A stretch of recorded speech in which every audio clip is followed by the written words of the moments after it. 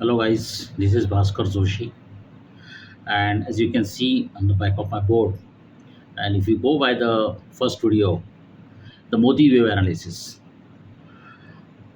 throughout the global, especially in India and everywhere, everybody's talking about the Modi wave or what is the future of Modi? Is BJP coming to power?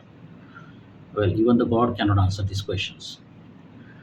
And as Einstein said, the God is not playing dice with the world or universe. Uh, Sorry, Einstein. It seems the Indian politicians are playing the dice with the at least Indian voters. So it's very unpredictable.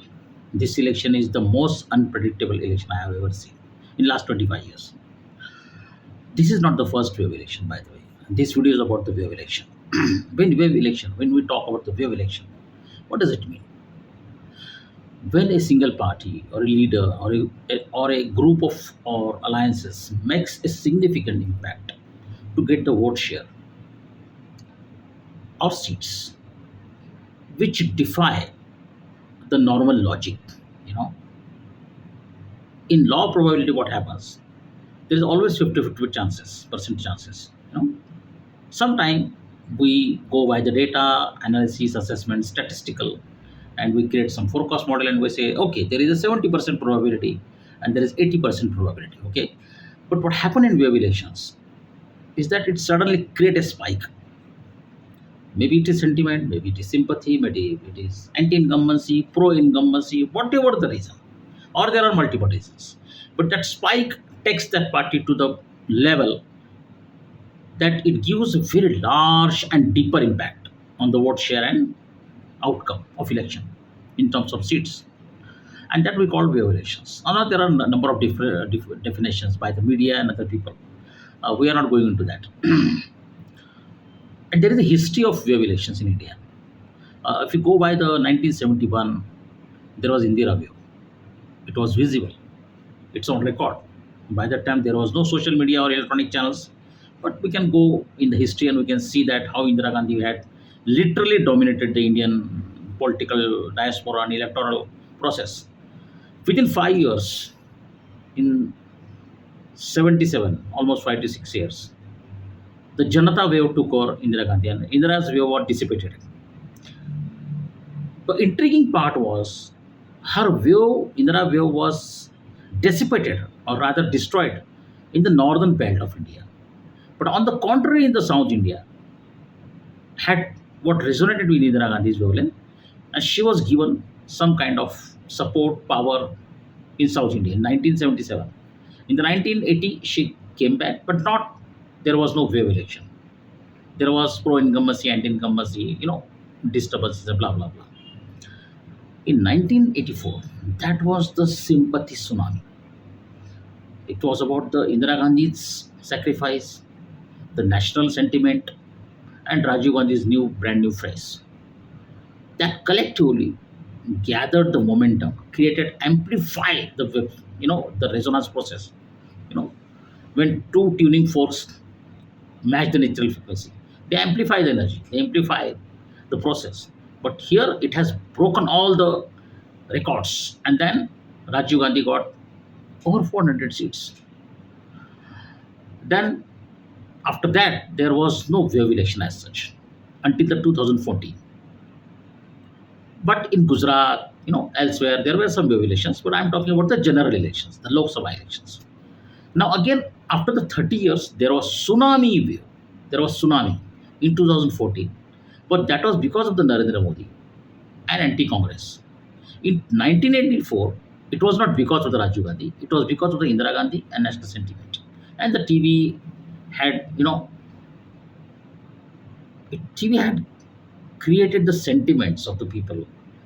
This was the first experiment on Indian voters' mind that people were seeing Indira Gandhi's dead body burning, Gandhi family, and the Indian voter is mostly sentimental. They defy rationalism in such cases. So they overwhelmingly went to the voting booth and they voted to Rajiv Gandhi. So, but again, in 2014, it was not the process. Narendra Modi mobilized throughout India. It was juggernaut. He conducted more than 300, 400 rallies or something like that. I don't know exactly the figure, but that had gathered the momentum, the Vatawaran. What mean Vatawaran? What is noosphere? How the space time changes, and what is topology of that? There is a political topology where the time and space is created, which stretches, and that leader's wavelength fluctuates with that, and then it settles. But we'll come back to that analogy in later, next video. So what happened is that in 2014 that was tsunami. In 2019 it was settled. Now, in 2024, I have given the explanation in my previous video. So my point is, this is the wave election. This is also a wave election. Believe me or don't believe me. Rather see my videos and then draw your own conclusion. Okay. This is also a wave election, but this is not just a wave election. This is a wave particle election. This is a wave particle duality election, because somewhere the Modi's wave is trackable, sometimes it shows the particles, sometime in some constituencies it showed deep impact. So wave election is not about, to my concluding this video, wave election was not about how many seats BJP get, how many vote share they get. It is about what exactly the status of resonance between the Modi and his voters. It's about the mind to mind resonance. I have seen his in his rally, observed, not seen personally there, but observed. And I apply my mind, focus, attention, and then I realize, and I note down my findings and observations. Then when Narendra Modi conduct the rally, if there is a 25,000 or 1 lakh people's mob, within a 40 milliseconds to 1 seconds, their wave starts synchronizing each other, and that has made deep impact. Modi's rallies in this election had changed the dynamics and voters' mind because of the synchronization. And there is a scientific evidence for that. But we'll come back to again. I'm going to make I'm going to make videos on every subject I'm talking, just for the sake of synchronization. How the leader and people synchronize their views, and how that changes their views, and how it affect the voting outcome. So just on this subject, I will make 2 3 videos.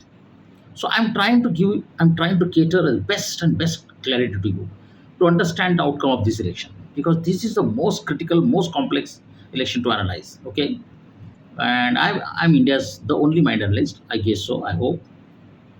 I don't know. There is uh, anybody who is working on this subject. It is based on New philosophy. I'm working for 35 years, and I have learned a lot by doing the mistakes and experiments and all these things.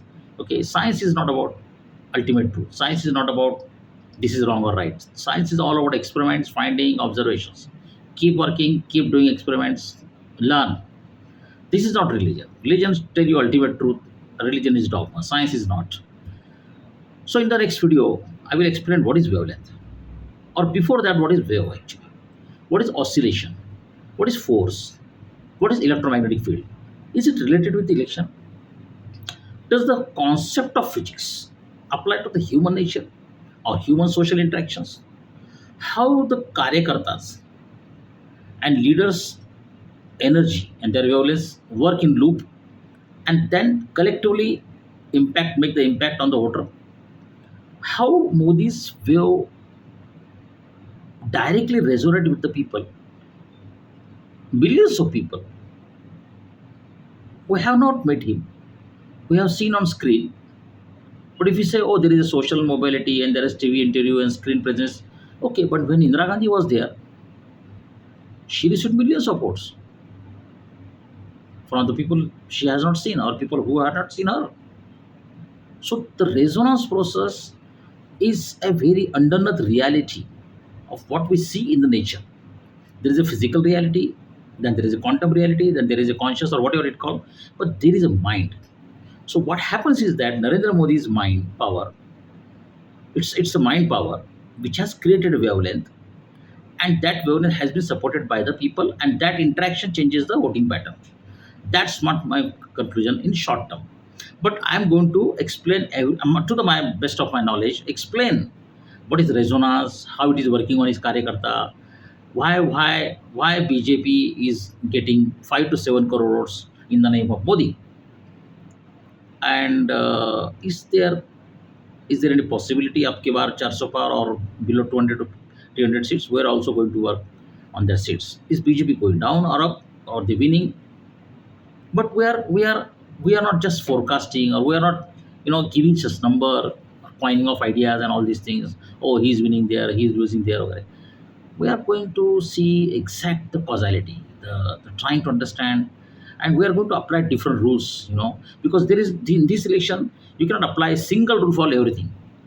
We have to see constituency wise where Modi has gone, where why the youths are voting him, why there is just so much anger against Modi, and how his rallies had dissipated that anger, or why even after Modi's appeal, why there are spikes in anger, why people are not envied about Modi.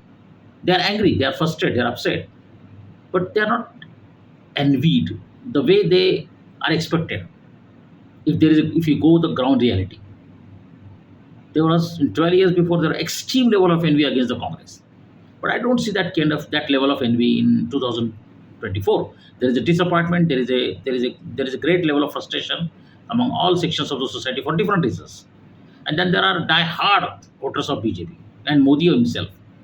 So we have to see where the distortion is taking place, where the synchronizing is working, where the Modi is creating new reality, how voters are aligning him, why they see the Modi the way we see or the people see. Do they see Modi as a hope or a holistic picture, or do they think that for the national security we want Modi? What exactly is happening? Step by step, bit by bit, we'll try to solve this. The riddle. It's a riddle. It's a mind-boggling riddle. Thank you very much.